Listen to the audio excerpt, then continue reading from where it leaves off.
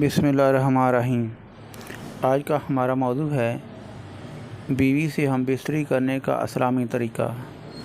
میاں بیوی کے تعلق سے کچھ ایسے مسائل ہیں جن کا جاننا بہت ضروری ہے، مگر وہ نہیں جانتے کیونکہ دینی کتاب ہم پڑھتے نہیں اور عالم دین علماء اہل سنت سے پوچھنے میں شرم آتی ہے۔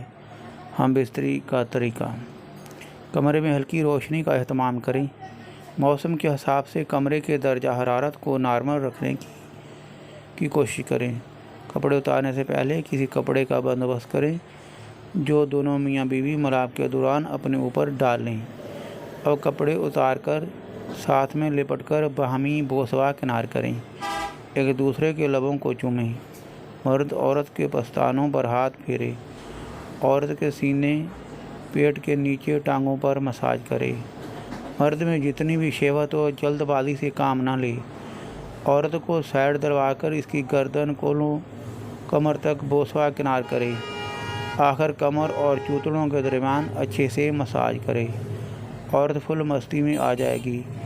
اب فالتو تکیہ جو سائڈ پر پڑا ہو اٹھا کر عورت کے چوتڑوں کے نیچے رکھے اور دونوں ٹانگیں کھول کر دخول کرے اور جماعت شروع کرے۔ سب سے پہلے طریقہ یہ ہے کہ عورت کے اوپر لیٹ جائے، عورت بازو اس کی گردن کے گرد حمال کرے، 5 سے 10 سیکنڈ کا وقفہ دے کر لبوں اور پستانوں کو چومتا رہے اور چوستا رہے۔ عورت کو چاہیے مرد سے تعاون کرے، اس طرح ٹائم بھی زیادہ لگے گا۔ کوشش کرے عورت کو فارغ کرے، ایسا کرنے سے ناکام رہا تو عورت بیزار ہوتی چلے جائے گی۔ جماع کے بعد ایک دوسرے سے کچھ ٹائم بعد الگ ہوں۔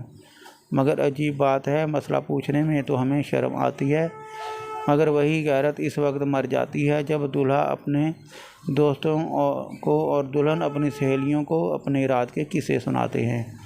انسان کو جماع کی ایسی ہی ضرورت ہے جیسے غذا۔ حدیث پاک میں آیا ہے کہ جس طرح حرام صحبت پر گناہ ہے، اسی طرح جائز صحبت پر نیکیاں ہیں۔ چند اہم مسائل: خاص جماع ہم بستری مباشرت کے وقت بعد کرنا مکروہ ہے، اس سے بچے کے توتلے ہونے کا خطرہ ہے۔ اسی طرح اس وقت عورت کی شرمگاہ کی طرف نظر رکھنے سے بھی بچنا چاہیے کہ بچے کا اندھا ہونے کا امکان ہے۔ یوں ہی بالکل برہنہ ننگے بھی صحبت مباشرت سے نہ کریں ورنہ بچے کے بے حیا ہونے کا اندیشہ ہے۔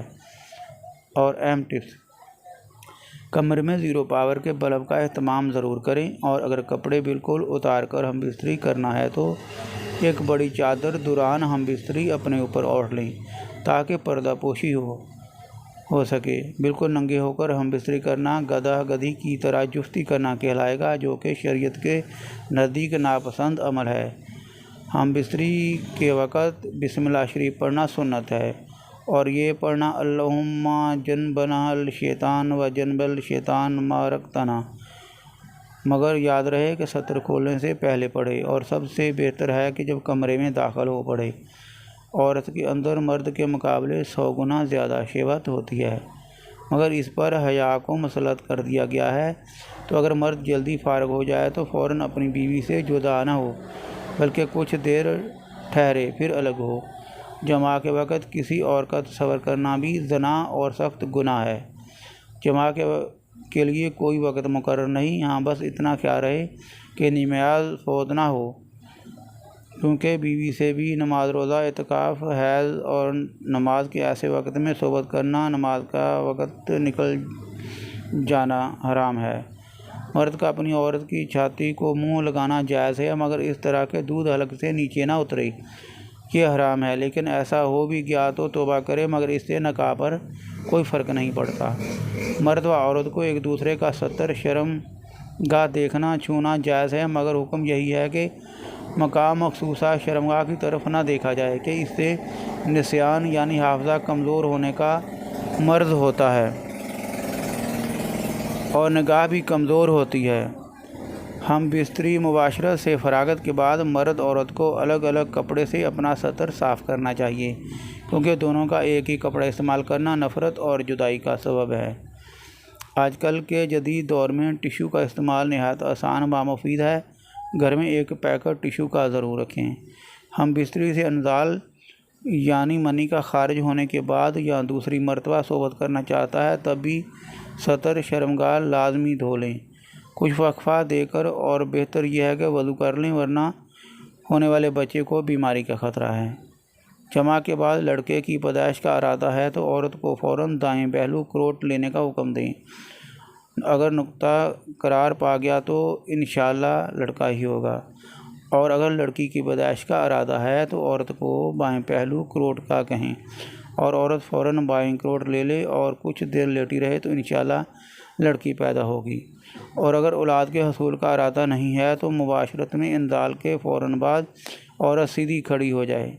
جماع مباشرت ہم بستری کے کچھ دیر بعد، مثلاً کم از کم آدھا گھنٹہ بعد غسل کر لیں، اس میں صحت و تندرستی ہے، اور مرتے وقت سیدنا جبرائیل علیہ السلام کی زیارت بھی ہوگی۔ جماع کے فوراً بعد پانی پینا صحت کے لیے مفید نہیں، لہذا کچھ وقفے کے بعد پانی پی سکتے ہیں۔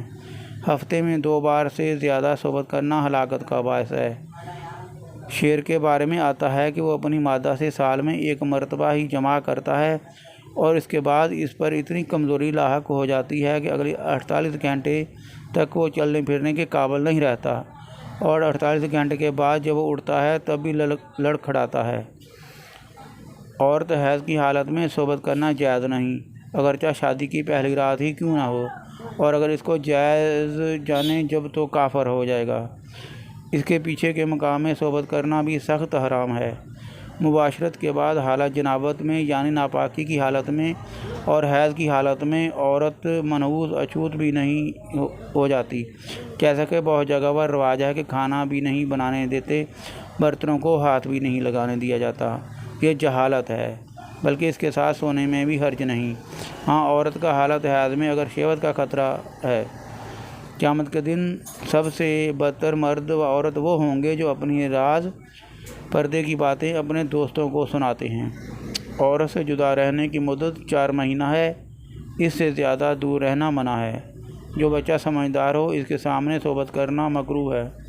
دوستو، ایسے مزید واقعات اور ایسی ٹپس لینے کے لیے اور ایسی میرے چینل کو سبسکرائب کریں، لائک اور کمنٹ